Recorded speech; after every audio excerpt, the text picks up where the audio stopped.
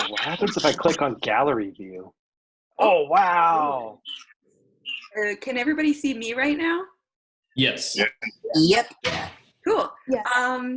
So we're gonna get started. Welcome to the first Zoom Skillshare, and also our first LA presenters. So it's very exciting. So the way that this is gonna go this time is that Will and Mark are going to present on how to make and give a pitch. Super cool. And after they get through their presentation, we're going to do a Q&A. So the way we're going to do it so that everyone's not like unmuting themselves and like raising their hand, you can just drop any questions into the chat box and we'll go through them and get through as many as we have time for. So yeah, thank you to our presenters for this month, and let's get started. We should probably also mute mics. Yes. Okay, I'll tell you later. I'm in a meeting. Everyone mute yourself if you are not.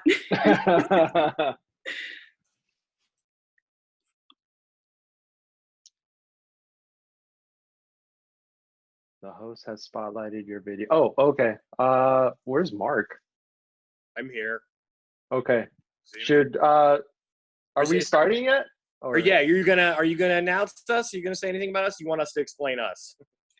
I can give you I can do it. It's fine. Okay. Yeah.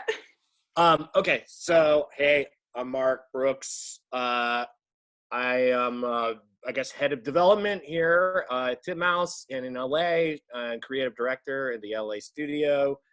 I've been at Titmouse since about 2005.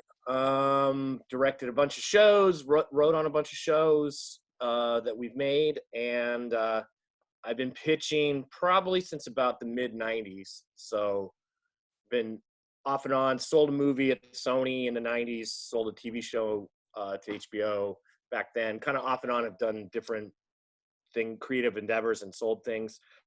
And so that combined with the writing and directing and all the other things I'd done led to this position of becoming development and going out and packaging shows and pitching them on behalf of Titmouse. And that brings me to Will. Will, introduce yourself. Hi, I'm Will.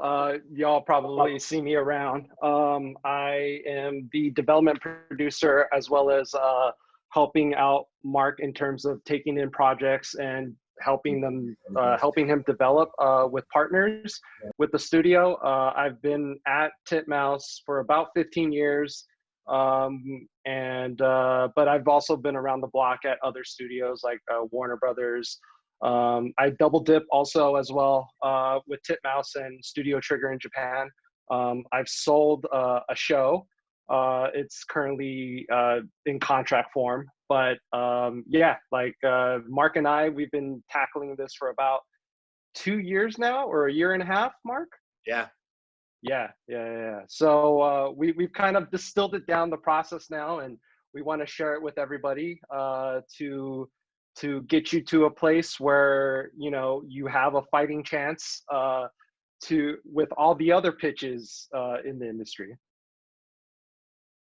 Yeah, exactly. So that's what this kind of is about. It's just sort of just to talk about the basics of show creation and pitching and you know, how we see it, just because we get inundated with pitches left and right all the time. So it's just kind of some similarities that we see, a lot of same stumbling blocks and things that people go through. So let me share the screen so we can go to our thing here. Tell me if you guys can see that. Yep, I can see that. All right, cool. Give us 80 thumbs up. Yeah. 82 thumbs up. Wow. 92 thumbs up. Yeah. Okay. So yeah, so that's what the Skillshare is: how to create a show and pitch Bible the Titmouse way.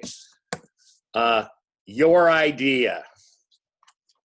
Maybe this guy's idea too, but so really, like, talking about an idea is going to the core of what an idea is. Just ask yourself these kind of simple questions, like, why is it your idea? What makes it your idea? How is it specific to you? And kind of like an example of that would be like SpongeBob. Like Steve Hillenburg was a marine biologist who cared about the ocean. And it's kind of like, and as you can see this quote here, hopefully if you watch SpongeBob, you'll see plankton and crabs and starfish, and you'll want to take care of our oceans. So he did kind of have a message behind what he was doing, even though he's doing kind of like a stupid workplace comedy. There was a message in it, and there was something specific to him, his love of the ocean, his love of crabs, starfish, SpongeBob, but it made it very specific to him. And that specificity is really important when you're pitching, because it's one of the first things that comes out of your mouth when you're going to a room and there's like 8 people staring at you. They're wondering why you're there. What do you have to say? And why are you there? And what does it matter that it's you? So it's one thing to have an idea about something else, but why is it your idea? What is your take? If it's something about an idea that maybe isn't necessarily your personal journey, it's your personal take on that journey that you're pitching. So that kind of talks about what's the POV. Coming into a project, what is the POV? Like in the case of Rick and Morty here, we have like Dan Harmon, Justin Roiland's, their friendship is like basically the axis of that entire show. It's the crux of that show.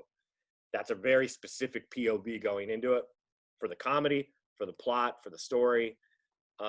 Why is it special? Why is your idea special? What makes it different than other things? Is it something that we've seen before? Is it something that is being pitched a lot? Making it special, making it unique is important. And part of that pitching process is, why is it special to you? Like that's something, your interest can make something that might seem ordinary to someone, like the ocean for SpongeBob. It made it special because Steven Hillenburg, he cared so much about that he brought that excitement and energy to that idea. And adding on to Mark, it's like adding on to what Mark said, it's because if it shows that you care, then it'll come out when you're trying to sell it. So like we've actually gotten, pitches where it's like we get 5 pitches and it's like, well, what makes these special to you? Whereas like if we get that one pitch from somebody, we understand that how much time you spent on it, rather than saying like you're selling a snake oil or something. Yeah, because that's a common mistake made, which is, oh, you don't like that idea? Well, how about this idea? Can I interest you in this idea? Well, what about this idea? And ultimately, it just kind of marginalizes your creativity and marginalizes your passion for something, because it makes you seem like, you're a snake oil salesman. So it does need to feel like it's your idea, you're passionate about this idea, and why, and what do you bring to it that's personal. Then the next thought after you have that, like, who's the demo for it? Who's going to watch this thing? Who cares about this idea? Will an audience relate to this? And these are 2 different examples. One of which I worked on, Metalocalypse. Obviously, these were both Titmouse properties, so that's why we brought them up. But in the case of Metalocalypse, like when that first started up, Brendan was kind of doing comedy. He'd always been a musician, always interested in metal. And he realized that there was nothing about heavy metal bands in animation at all. And here was this you could argue it was a niche, but a niche that wasn't being fulfilled whatsoever. So in order to do that show, the minute we did it, we were able to get Metallica in the show. We were able to get these huge metal bands in the show, because they're like, wow, a cartoon that's about metal, that doesn't even exist. So niche can be good sometimes, depending if it's underserved. The case of Big Mouth, I would say, is the opposite, which is puberty is relatable to everyone. So something like a show like Big Mouth, kind of almost anyone, and the diversity within that show can relate to almost anyone. So there are 2 different ways to kind of approach a show, but I think 2 distinct examples of how both can work.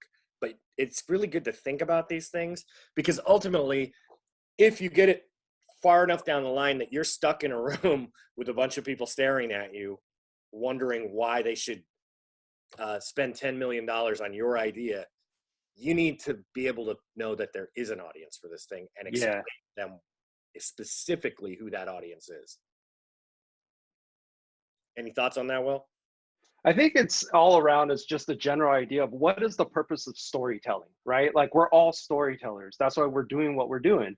So it's like you have to empathize with like the people or the audience that you're telling to, if that makes any kind of sense. Like if you're just telling a story to like for yourself, then you're not really connecting with the audience. And you know, we're all working on shows right now, and there's a reason why we're making these shows. It's because we're connecting to an audience and we're connecting to a demographic that we want to tell a story with. Cool. Yeah. So this is number 2. What's in the market already, right? Like what's out there? What's been done? What are oversaturated ideas? Mm-hmm. I know personally when me and Will kind of sat down and we were trying to bullet point this thing, trying to figure out what we were talking about, 2 things came right to the forefront. Superheroes, Rick and Morty. Heard it 9 million times. And when people just start to pitch that way, you're going to lose interest. Buyers are going to lose interest. It's pretty hard to sell these ideas right now because a lot of space shows, a lot of those shows are being pitched and they're falling on deaf ears. No matter how great the take is on it, you're just up against a hurdle.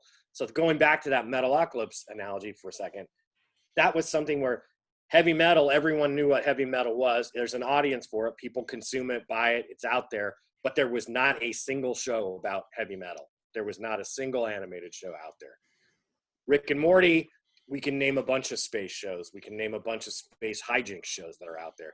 Obviously with superheroes, just look at that lineup. We can see movies and cartoons for all of these guys. So you're going to have a hard time introducing a new superhero against Marvel or DC or any of these things. And even when it's a comedy or a satire of superheroes, there's a million of those as well. So it's just something to kind of be aware of and like, and just look out there and see what's out there. And you know, it's even just ask us. You can ask us these kinds of questions because we are constantly bombarded by ideas.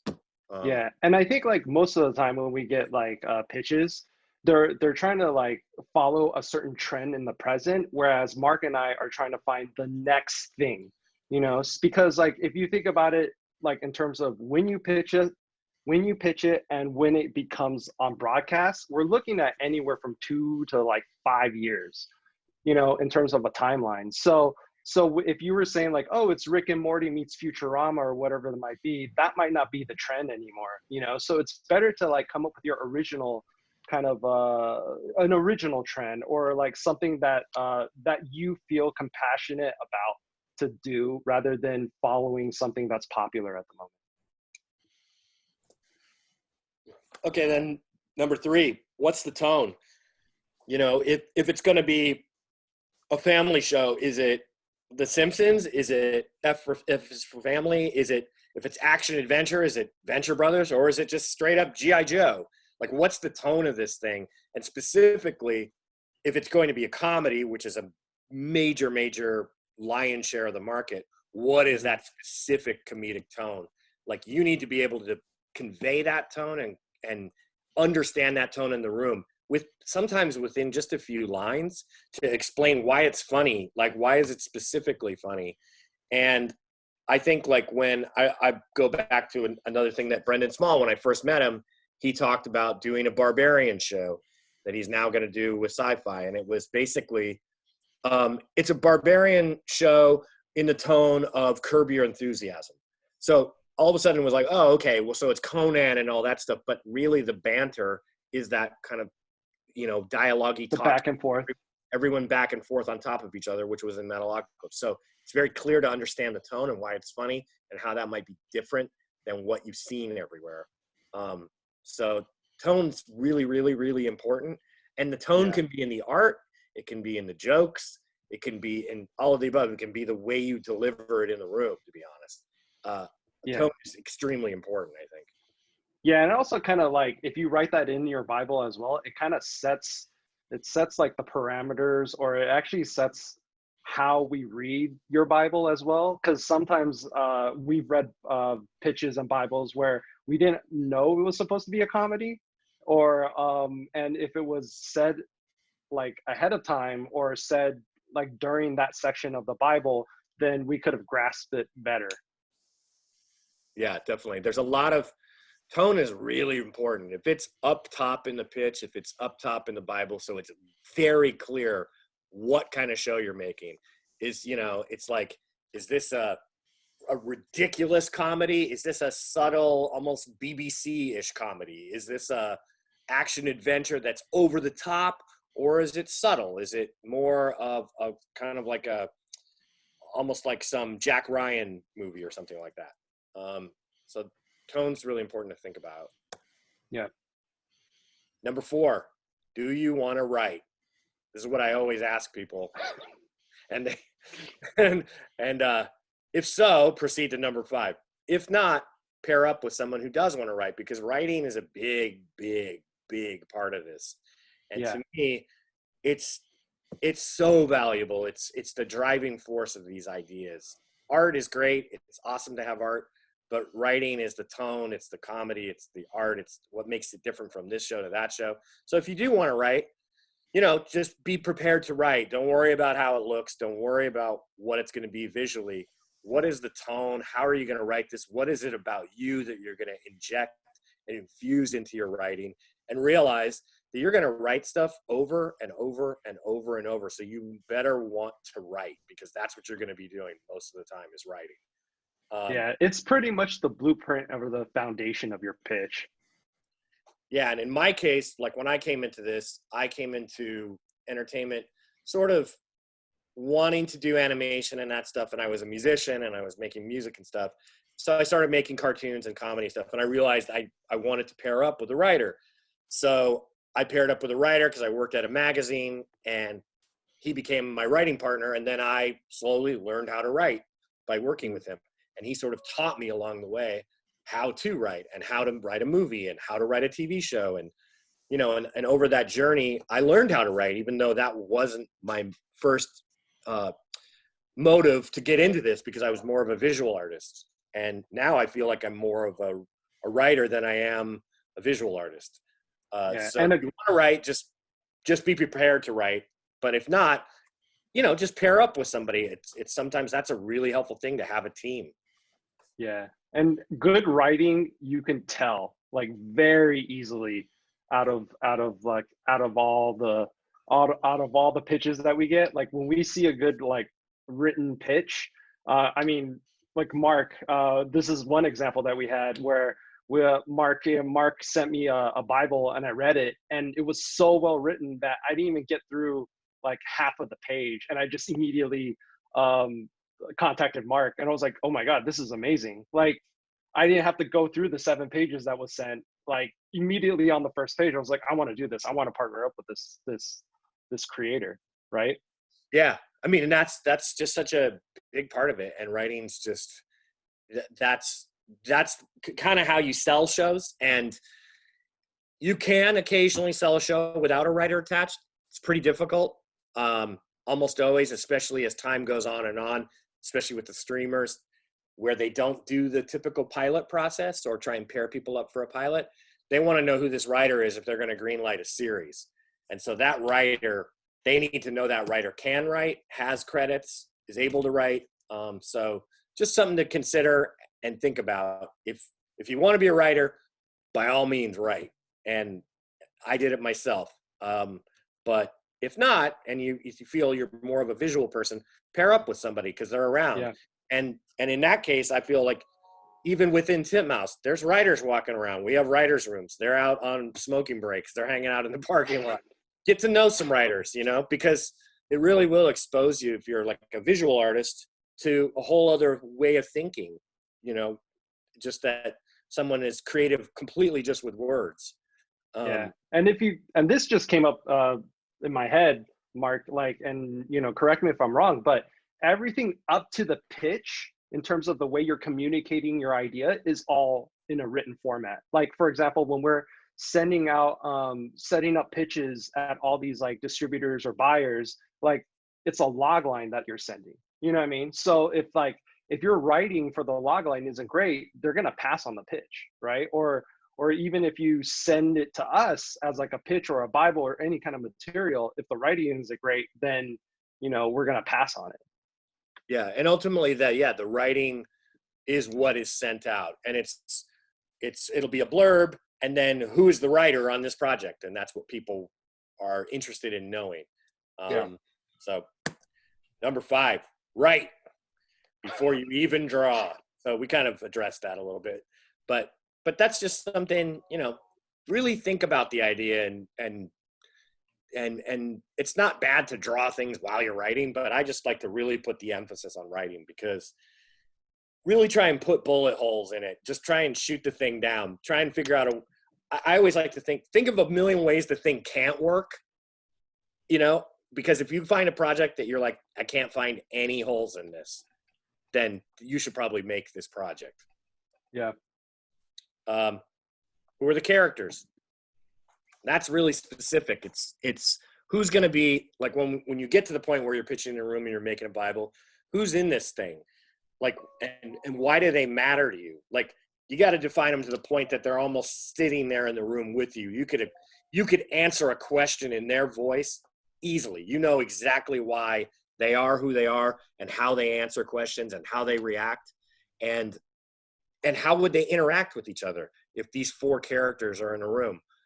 When you really have done your homework with the characters to the point that you just know them backwards and forwards like they're real people, you can write dialogue like that, because you've done the homework. You really understand how these people interact. And I always say, like, create characters with universal traits.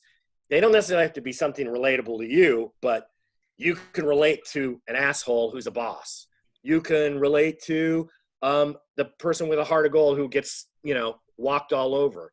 Doesn't necessarily mean that's you, but you have to have some sort of universality that everyone can kind of understand, and then create some originality within that. And sometimes that juxtaposition is where you get the best characters. It makes it funnier, makes it more dramatic.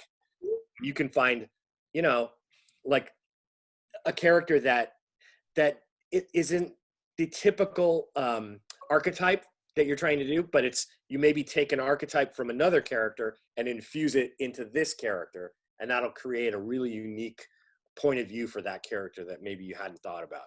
So it's really just think about these characters. Think of it like group therapy, and you're in a circle and they're all around you, and how would they all interact with each other, and how would they talk with each other. And it got to the point, like, say, on Metalocalypse, where we would go in and record. A lot of the times with Tommy and Brendan, we would just improv all the time, and they could just do all 5 of those characters without a script, because they knew them so well that we would just create these long runs for 20, 30 minutes about anything. And that's where some of the funniest moments of that show came out of. So I always say, for comedies in specifically, you really want to know who they are, how they interact with each other. It's really important. Yeah, and I find that, like, when you're writing characters, and this goes back to what reinforces what Mark was saying, is that the more you write and the more you know about the characters, eventually you're not forcing yourself to write like about the characters, or forcing yourself to write the dialogue. It's almost as if you're just listening to what they say, you know, and then you're just like transcribing it onto the computer, or onto like your script. Cool. That's it. Yeah. So yeah, what's the show about? That's part of the writing. What's it really about? And this is like 2 examples of that. Steven Universe. Main character is based on Rebecca Sugar's brother, and deals with her journey being queer woman and the relationships of that. You know, it's not necessarily there always on the top of what it is, but that's sort of what it's about. And that's sort of an undercurrent that's inside of that thing. And the same thing goes for Rick and Morty, trying to find human connection. It's about, you know, Harmon and Roiland and those 2, and trying to find a connection between each other, dealing with depression, anxiety, alcoholism, all under the guise of these, like, space hijinks. It's basically, how are we going to explore these things with you and me as people in this ridiculous setting? But that dynamic about those 2 is sort of a weird life journey. It's like trying to find human connection in space, on Earth, anywhere. Just what is it about humans, and how do they relate to each other? Yeah, and I always like to recommend people that come to me, it's like pitching, it's like doing this as an exercise, is watch your favorite show and then kind of like watch it and then watch for what it really is. You know, try to find that message or try to find what that show is really about. And then you'll get a better understanding of how to create a show. Yeah. And that really goes to like, what are the themes? What is a theme that's running through the show? And I know, like in the case of Metalocalypse, for Brennan, that was like a lot of that was the theme of celebrity and just taking the piss out of celebrity and saying that it's stupid that we worship bands, it's stupid that we worship actors, and stupid that we like, let's make fun of that stuff. Let's tear that stuff up a little bit. Why is there paparazzi? Why are we obsessed with these things? And then put it in this really strange setting, and all of a sudden it becomes really funny when it's like a death metal band that's bigger than the Beatles, you know? So that becomes something that he wanted to explore in that realm, but you wouldn't necessarily have that as a takeaway when you think about it. Because a lot of times when people things, like they look at Rick and Morty and they go, oh, well, it's just a fun show where they go and around on adventures, space hijinks, and it's fun. It's not really. It's about those two characters. It's about those guys and how they react and what they explore together. It's about their human connection. And another aspect of writing, I think, is just, why is this your show and not someone else's? Like what, and that goes back to tone again. What, like in this, what makes it yours? Like in the case of Rebecca Sugar, that those things about her life make Steven Universe her show. The things about Rick and Morty make that Harmon and Roiland show. Like that's why it's that show and not Futurama. You know, that's it. That specifically makes it their show. Define the world. This is one that I run up a lot, and even in really seasoned pitching, you know, showrunners, writers, a lot of times people kind of forget kind of a simple thing, which is like, why is this animated? You know, it's not that it couldn't be animated, but why animate it? Like a perfect example, like I love The Office, right? That's like the British Office is one of my favorite comedies of all time. And I'm not sure I would want to watch that animated. You could do it.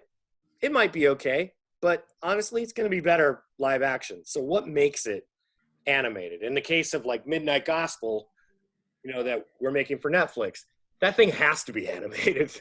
There's no way that can exist. It would be so difficult to make, and you would just never have the same tone. It just is such a great example of an animated show, and it makes it, it has to exist in animation, and that's what makes it unique. That's what makes that world unique. You know, what are you trying to say about the world? To me, is another part of this. Like, the world is the world, but what are you saying about the world? Like, what is it that you want to say about the world? Do you think the world's fucked up? Do you think the world's great? Do you think the world could use more conscious people that care about the world? What is it you're trying to say? And how can you infuse that somehow? And specifically, how can you infuse it in a way that doesn't sound preachy? Like, is there a way to kind of influence minds without knowing they're being influenced? You know, if that's what your message is. And this goes back to writing.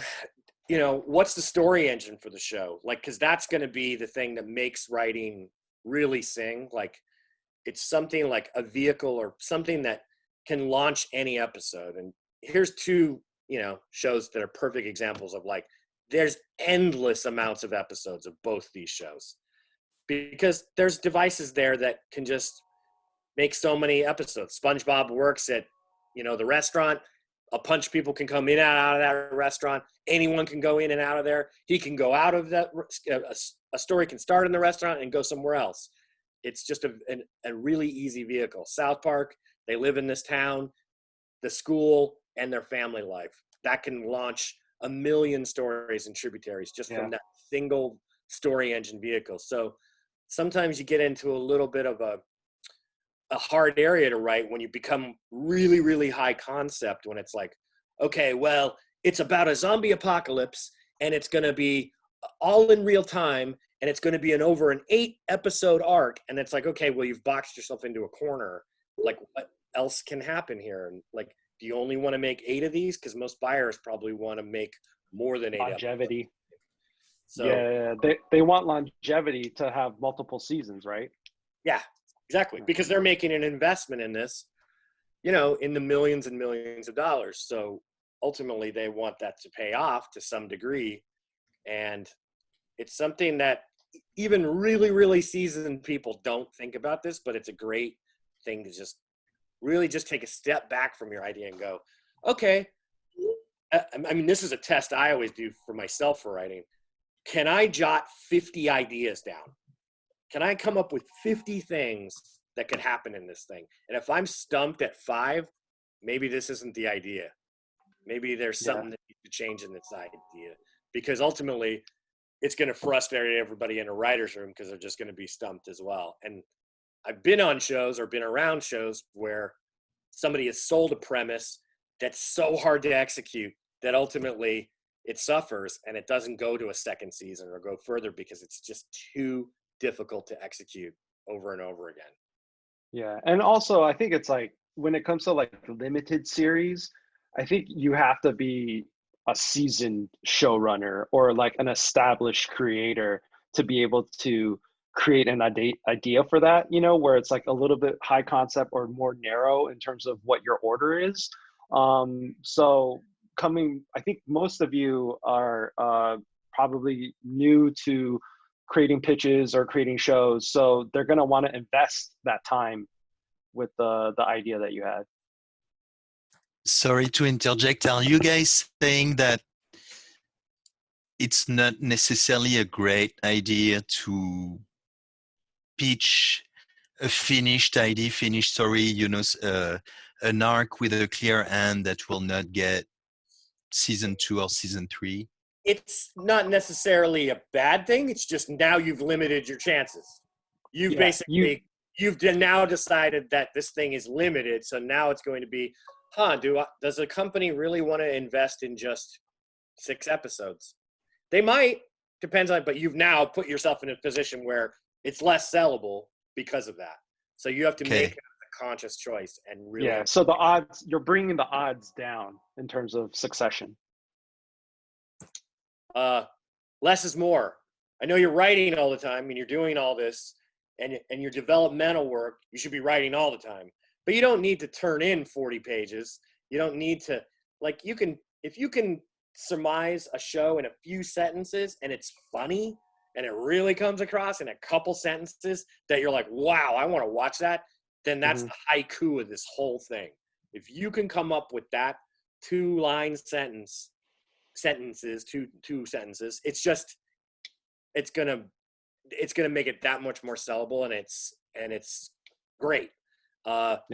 Some ideas aren't able to do that, but I would always recommend to anyone, try and shoot for that, because it's really important, because a lot of times people in positions of purchasing ideas and development executives don't have a lot of time, and they're bombarded by a lot of ideas. So they don't have a lot of time to hear your idea. They want to be captivated within a few minutes, if not a few seconds. So just think of their POV on that.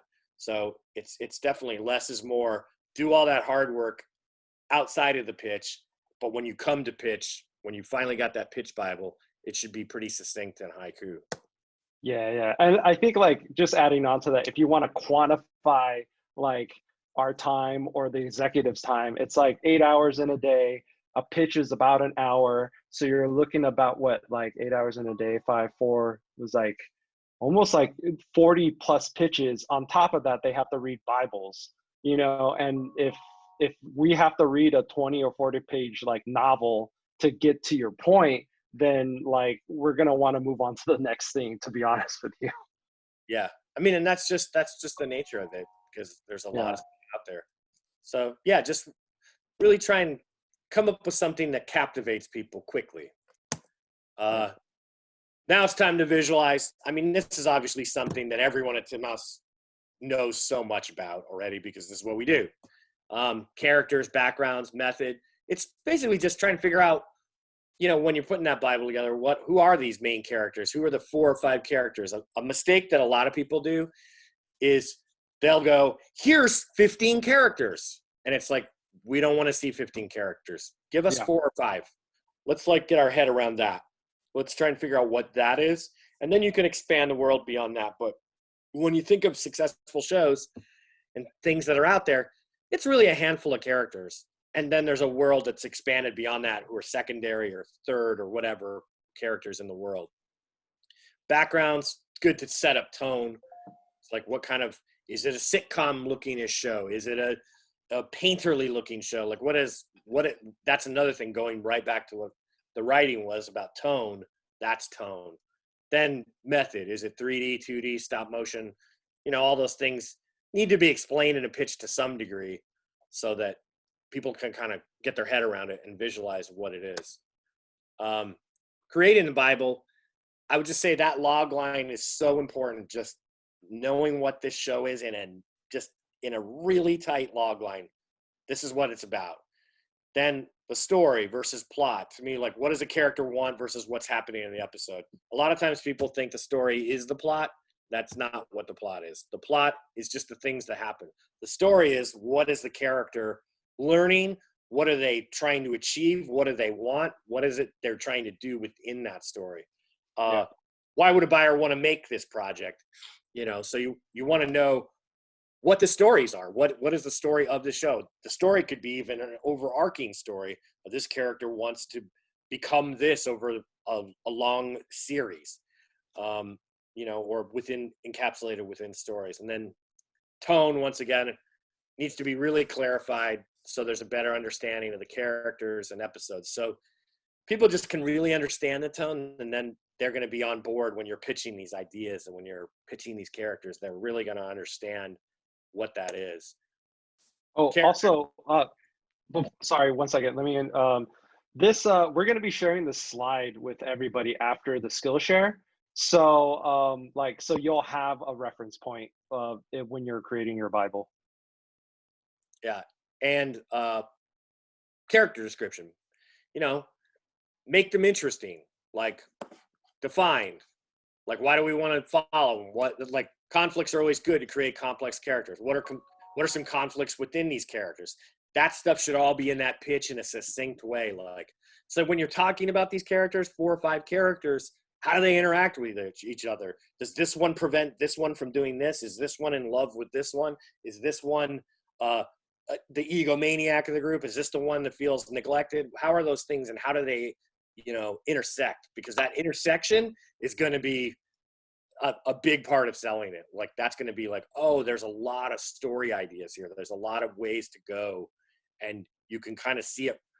When you're really hitting it in a room is when a buyer starts throwing out ideas back at you, because they understand the characters so well, so quickly, that they start pitching to you ideas for the show. And every time I've sold a show, that's what's happened. They know immediately where you're going with this thing, and they start throwing out ideas because they're engaged. Yeah. They get like personally invested too, and they want to be involved. And then episode premises, just, be sure to keep them to a few sentences each. You're looking for what, the engine's going to be, so you just kind of want to be able to, like, you don't want to put these like 5 paragraph chunks for an episode. It should read pretty succinctly in, 5 to 8 sentences max. So we just know and especially with comedies, why is it funny? That thing needs to read funny. There needs to be jokes in that episode premise. It needs to be funny alone, just as a paragraph needs to be funny. So that all is really important. And in the character description too, if it's going to be a comedy, it needs to be funny. If it's going to be drama, it needs to be dramatic. It needs to be like, wow, I can see how all these characters or this story or this plot's a collision course, like that something's going to happen here, and that will make people interested in it. And also, like, on top of that, like, usually when you're writing your episode premises in the Bible or in your pitch deck, preferably it'd be good to keep like 3, just do about 3 or 4, and then have like 2 extra or 3 extra in your pocket in case, like, the buyer's like, oh, do you have any more ideas? Like, and then you could just pitch them out. So, they know, and that you have a plan. That's it. Yeah. Now that you've gone through all that, reach out to us. We're here. We're here to help. We're here to hear ideas, but definitely a thing that I like to tell people is really think about this stuff. Go through all these steps before you approach people about this stuff, because it's ultimately, it's your best foot forward. So, in passing, sure, ask us whatever, it's fine. But like, if you're going to formally pitch us, make sure that you've kind of figured out this stuff and you can answer a lot of these questions, because chances are, if you can't answer most of these questions, you don't have a pitch. So you're doing yourself a disservice. So ultimately, like, if you can figure those things out and you can bring that to us, then we can go, oh, see, this is here. And we know like 3 buyers that might be interested in that, or that world has been done a little bit, or we can kind of like have that little interplay with you and be more helpful to you so that we can help you sell this thing. Because that's ultimately what we're trying to do. Yeah, when you show you care about your idea, then we'll care as well. Yeah, and this guy would love to hear from you too. Now for Q&A. Oh, could you unshare your screen, please? Yes. Awesome. So yeah, if anybody has a question, you can go ahead and drop it in the chat box, and we're going to start going through that way. I'll read them out. So some were coming in as you guys were talking. It's just my chat group. Hello. So the first question is, how much art do you want to see in a pitch, or is it necessary at all? I mean, I don't need to see it for me. It's if you are capable of doing art and it's not a big deal for you to make art and you enjoy doing it to make it for the pitch, go ahead and do it. But honestly, the idea needs to be so strong that I don't even know what the art is. It doesn't matter. Yeah. A strong idea is a strong idea. I mean, I don't know how you. I mean, I analogize it to a car. Like, a car can look nice and sleek, but if the engine is shitty, then it's like, why buy the car? You know what I mean? So, and also it's like, we're an animation studio. So even if you can't draw, and like, we will help you facilitate that if we want to work with you on it, you know? Yeah, there's so many talented people that work for Titmouse. We can make this thing look great. That's never an issue, really. A problem, yeah. The issue is always just, is this an idea that stands just as an idea? And then beyond that, is this an idea that we think we could sell? Because obviously our time to put into it, Will's time, my time, your time to put into it, we want to, ensure that we have success doing that. So we don't want to waste everyone's time or our time. So we ultimately want to be able to sell things. So it's based off ideas. It's all about the ideas. Yeah. Ooh, look at that cat. Sorry about that. So we got a couple of questions about when you're talking about like longevity, and so what if you want to make a limited series? Is that better for comics, or would it help your chances if you pitch a closed first season with an additional idea at the end where a season 2 could go if it were greenlit? It's just so specific. But here's a perfect example, like a closed series or semi-closed series. It doesn't have to be, but Penn Ward's show that we just did, Midnight Gospel, there's 8 episodes. It's a nice little tight series. It's a kind of a existential crisis every episode. It was one of those things that I don't know if Penn really cares if he's doing more or not. He just sort of wanted to do that. But that was on the heels of Adventure Time. That was on the heels of a show that had many, many, many, many, many seasons. So he got to have that chance. My recommendation to someone is, if you really want to get into that side of the business and sell shows, I would recommend something that's a little more series-based first, then go do that mini series or that, because you're really limiting who you can sell it to. And then there's going to be 10 times the scrutiny on it. Yeah. I think that's where like being part of a different culture and a different industry in another country plays, like, you can see the difference. Like, maybe I'm assuming that your idea of a limited series is based on your influence with anime, and like you can't really use that for the Western market. You know, because our Western market is set up and built and structured in a way where you get multiple seasons for the longevity of the show. Whereas like in Japan, it's like you just do one cool, like 13 episodes and you end the series. But that's like just a cultural difference and a different industry as well. And also that's how difficult it is to sell something to Japan. Like from Very here. difficult. From here, like, I mean, yeah, it's like you need to know the language, you need to know the committee, you need to know the buyers, and then you also have to be a part of the studio. Like being a foreigner coming in and say, I have a great idea for a Japanese animation studio to make, and like putting it on to say like, you know, Fuji Television, it's like that, your chances are almost zero. Yeah. I mean, so to me, I would say, maybe try and aim for something that's a little more in the realistic zone, which is we live in LA or New York or Vancouver, and those are 3 hubs of entertainment. So maybe aim for that stuff first, and then you can expand beyond that. But if you really want to stick to your guns, which I'm all for, like stick to your guns, but just realize you got a tough road ahead of you. Awesome. When trying to establish tone, do you mean literally saying like it's The Simpsons meets the Avengers? It can be sort of that thing, like I said, like Conan meets Curb Your Enthusiasm, because in that case, you know that Curb is improv based. You know that it's sardonic, it's satirical, it's ridiculous, at the same time as Conan is this big, huge action, and the juxtaposition of those things would create tone. Now, The Simpsons meets Family Guy, I would go, what's that tone? Yeah. Not that different. Isn't that the same? Really the tone. So therefore, then you're going to have to be way more specific. What is the tone? Like, what makes Andrew Dice Clay's comedy different than Aziz Ansari's comedy? If they're both talking about walking into a bar mitzvah, right? How are those 2 guys going to treat that completely differently? That's the tone. Yeah, and I actually like when, say, like, Mark, what you were saying, it's like Curb Your Enthusiasm meets Conan the Barbarian. That immediately creates an image in my head, you know, and I think that that's pretty helpful when you're mixing 2 specific properties.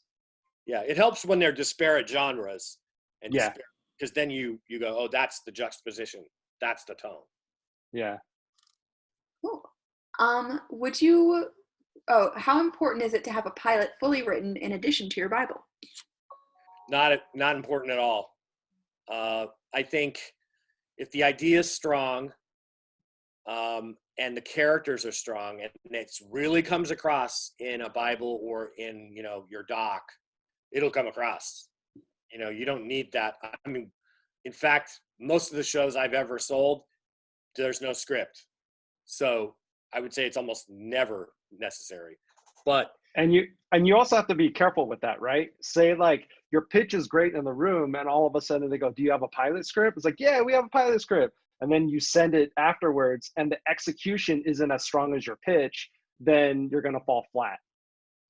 Yeah, and that's another thing that's kind of like an advice thing, I would say. It's just that give them wanting more instead of wanting less. When you give somebody a 40-page script and it's not killing page by page by page, you've just limited your chances. You have to be so confident in that script that you think that everyone's going to love it. And I recommend it. I recommend don't doing that almost to everyone. And it's even known, well-established writers. I'm like, do not send this script, because you want to get a buyer on board to be like a part of the process, to be excited by the idea. They may have specific ideas how they think that's going to be executed in tone once upon, you know, buying it, and they're going to want to develop it with you, you know. So that's, I think, not necessary at all. It's the hard work is all the character and, you know, tone work of the world and the characters. In a similar vein to those last two questions, I guess, is would you recommend having a short animatic or like an animation test? Once again, I mean, it's not a bad thing.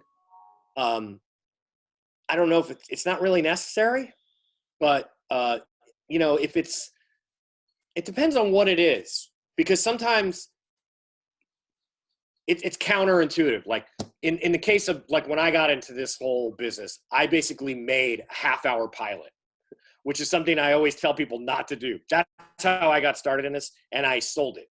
But I made a half-hour pilot that was a 22-minute comedy pilot that played really well, I guess. So they bought it.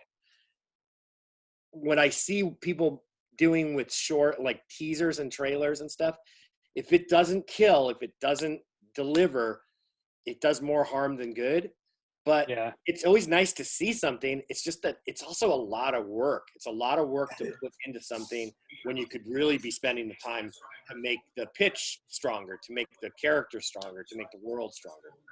I feel like when you make like say like an animatic, or you make like a pilot, or you know, a finished piece, it actually puts you in a corner unless it blows the buyer away, you know, because then it's like there's no room for the buyer to want more, as Mark previously stated. Cool. For a preschool show, is there anything additional to include in the pitch for the Bible about educational value or lessons covered in the show? Yeah, that should. I think if it's going to be if that's an important part of that pitch, then it should for sure.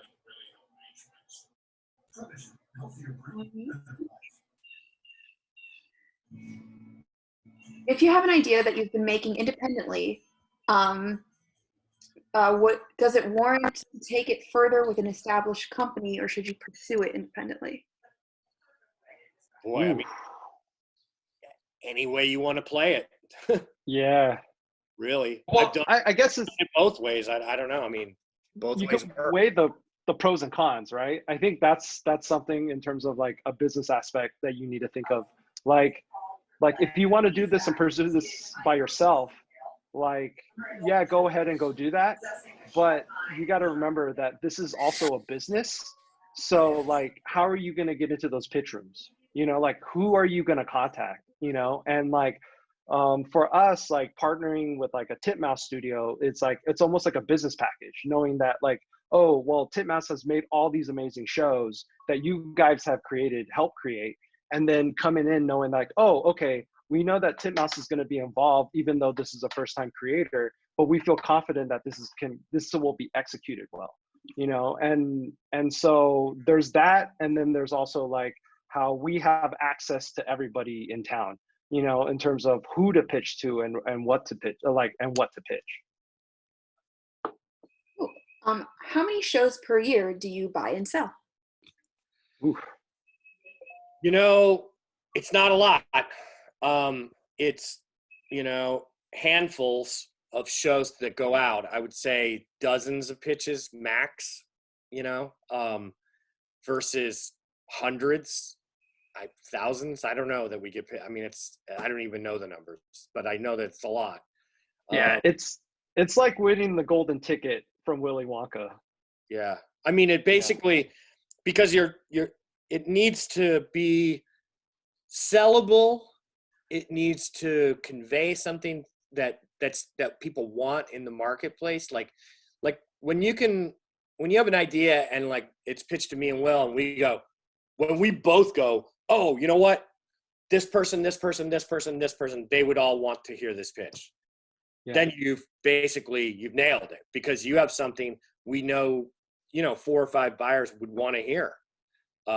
Sometimes we get things that might only have one person that we feel would want this, but it's so strong that we're willing to do it because we feel like the success ratio is good.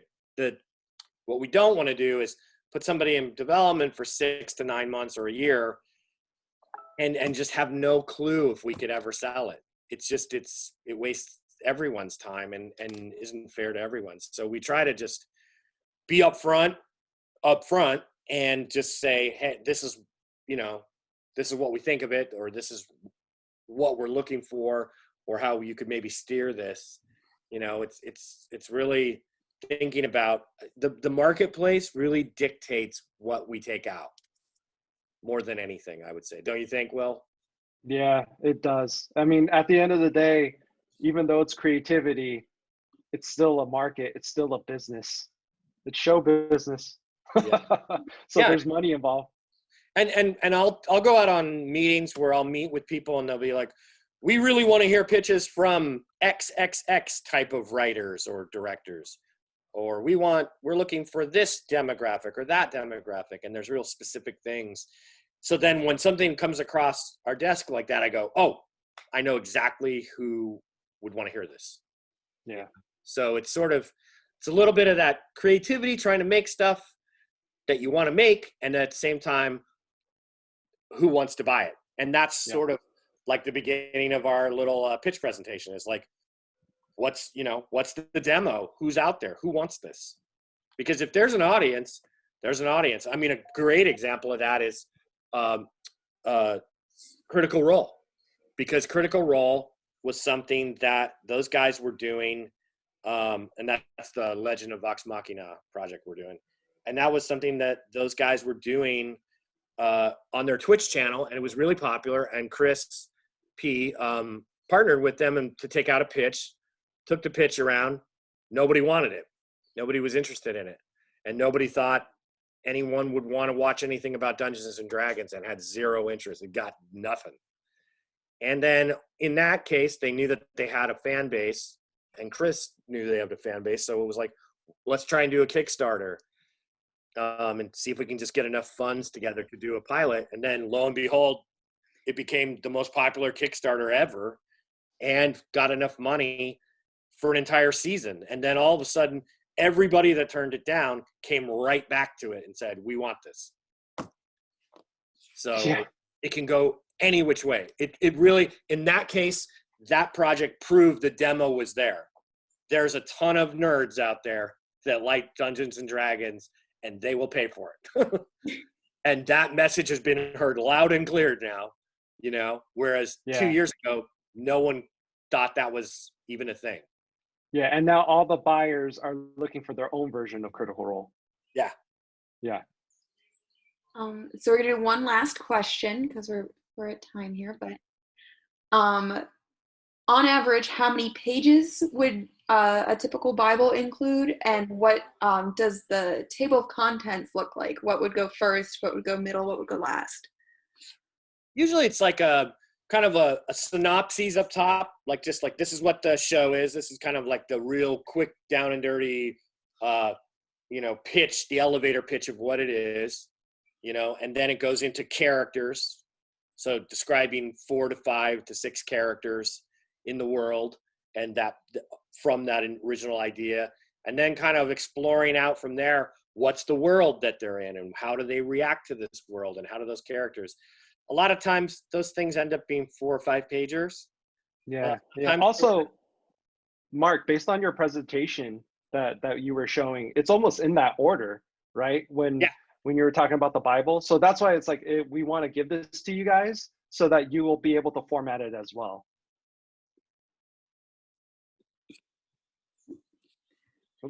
Well, sorry, I know we have a lot of questions, but we're at our time here. Okay. Mark, it's Jen Ray. Hi. Yeah. So we're gonna figure out a way. I know that we're 3 studios, 3 different locations, and we're a pretty small department because it's really just Mark and I that are working on this. So we're gonna set up a structure or a system that allows everybody to pitch to us. So we're gonna figure that out, and then we'll let everyone know once that's been set up. Yeah, there'll be some sort of company-wide email kind of explaining how to do that, Yeah, because like, we want to give like an internal pitch process, basically. Yeah, and we understand that just because we're based in LA, that we want everybody to have just an equal chance of pitching to us. Yeah, so we want to set up something that's just bear with us. Sorry, it's a lot. There's a lot of stuff going. It's a lot of moving parts. So we hear it loud and clear. We want everyone that works for Titmouse to be able to pitch at Titmouse. So it's just we need to set it up correctly so that everyone has a fair shot. Yeah, and nothing slips through the cracks from the 200 emails that we get every day. Yeah, exactly. Awesome. Well, thank you guys so much for taking the time to put together the presentation and talk to all of us. Yeah. Super informative. Yeah. And hey, everyone, bring us some awesome pitches. Yeah, give us some good Make our ideas. job easier and bring us a hit show. Yeah, make money for Titmouse. Yeah, and yeah, and anybody has any questions, I'm sure there can be some sort of follow-up. We'll figure out a way to do a follow-up. Awesome. Cool. Thanks, everybody. Thanks, Cool. guys. Take care.